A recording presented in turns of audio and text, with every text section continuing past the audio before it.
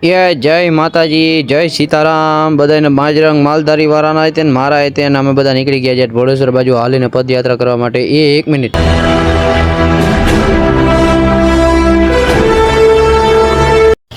If you know that is Marvel fan तो चलो Marvel fan वाला हल्क भाई आराम थी चा पी लियो।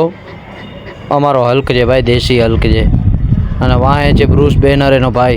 હા ખોટી કોમેન્ટ નહીં, મને ખબર છે બે એક જ છે પણ બે અલગ અલગ રૂપે અત્યારે અહીંયા ફરે છે મારા ભેગા।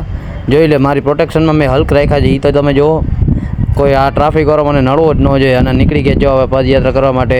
ગાય માતાને જય માતાજી કર્યા અને હાલો આપણે ભોળેશ્વર બાજુ નીકળી ગયા। તો દરેડમાં અહીંયા જ્યાં કેમ જોયું ને હલ્ક ભાઈ કરી નથી ગયા। ઓય ઓય અહીંયા પાછો હાલે લે આ ભાઈ તો રાજી થઈ ગયા કે મારો સીન વ્લોગમાં આવશે। હલ્ક કહે કે ભાઈ 2 ગ્લાસ પી ગયો, હવે ત્રીજો હે કે મેં હજી 10 પી જાય તને મોજ છે, કેમ વાળા તારા માટે બેઠા જ છે, આવી મસ્તી કરવાની। બાકી તમે માનો ન માનો ગમે એ દેખાવડો તો હું છું હો મસ્ત એવો।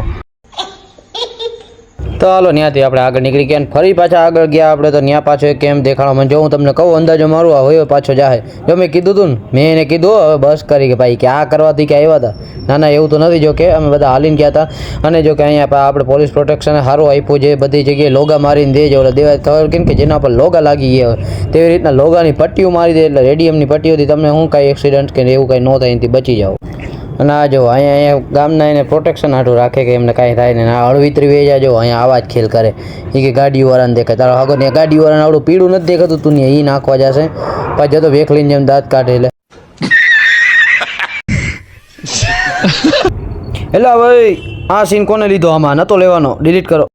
તો વળી પાછી આપણે આગળ એક જગ્યાએ હોટલ જેવું આવ્યું હતું, ત્યાં બેઠા આરામથી। મને નથી ખબર કે જગ્યા કઈ છે પણ એક મોટો ટાંકો આવે છે એ જગ્યાએ બેઠા હતા। જો અમે દેખાય ટાંકો, આ ટાંકામાં નાવાનું પાણી છે, જ્યારે પાણી ખૂટી જાય ત્યારે ત્યાંથી આવીને નાહી લેવાનું। અને પછી આપણે ત્યાંથી આગળ નીકળી ગયા તો મહાદેવનું મંદિર આવ્યું ને બધા જે થાકેલા ભક્તોજનો હતો બધા મહાદેવના સૂઈ ગયા હતા આરામથી। અને આ તમને દેખાડો લોકેશન કે વચ્ચે મહાદેવનું મંદિર મસ્ત આવે છે, તો મસ્ત મંદિરના તમે આરામથી દર્શન કરી લો।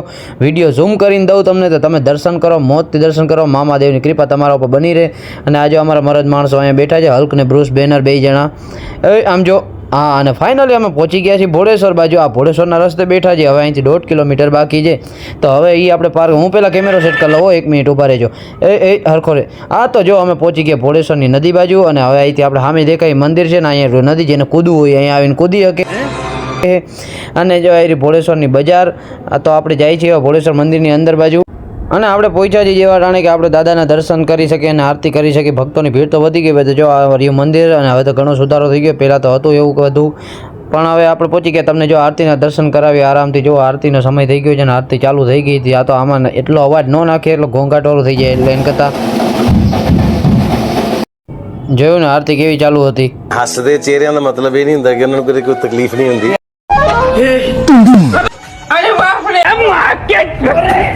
हंसेंगे लोग कहेंगे कि તો આટલી બધી ભક્તોની ભીડ વચ્ચે આપણે કરી ગયા કે અહીંયા ડંકો વગાડવા માટે ટીંગ ટણાંગ ટીંગ કરતા। જો તો જોઈ લો આ ભીડ જુઓ તમે અહીંયાની। અને એ ભોળેશ્વર મહાદેવ ઉપર જાણે આમ ભક્તો તૂટી પડ્યા એવા અંદર મસ્ત દર્શન કર્યા। અંદર એવી આવડી ભીડમાં સીન લેવાય એવો નહોતો મહાદેવનો, એટલે આપણે તમારા બધા વતી અમે દર્શન કરી લીધા।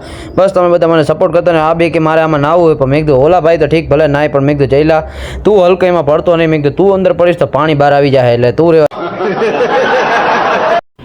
આને કહેવાય મહાદેવના સાચા ભક્તો। અહીં લખ્યું થૂકવાની મને છે ન્યા જ નીચે મંદિર નીચે થૂક્યું, આને કહેવાય ભક્તો સાચા। જો આ રહ્યા મંદિરના ભક્તો ના રહ્યા એનાથી પાકા ભક્તો જે સેલ્ફી લેવાના આવ્યા હતા અહીંયા।